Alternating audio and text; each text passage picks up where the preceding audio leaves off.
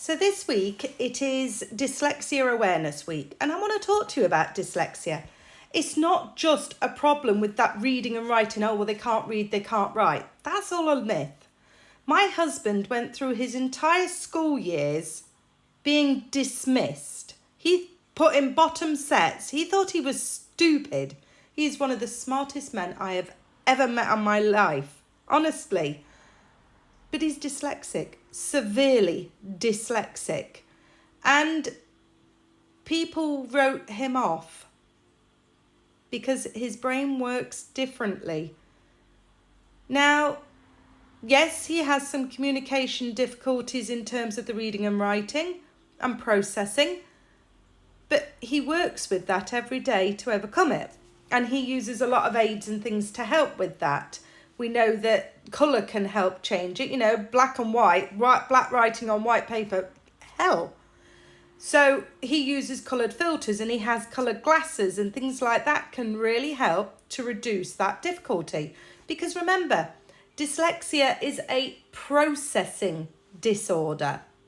And it's where primarily the phonological awareness and memory and verbal processing speed in the brain is wired slightly differently.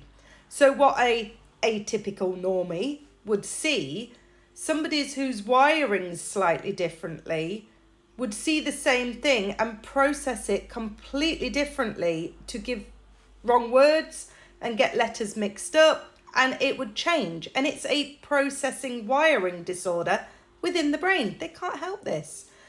But that doesn't affect their intellect.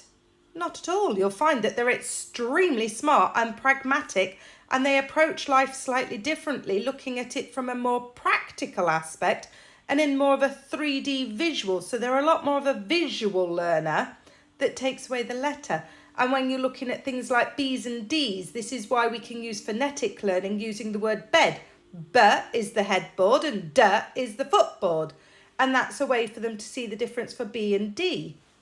And there is some lovely things like toe by toe and things like that that can really help with it.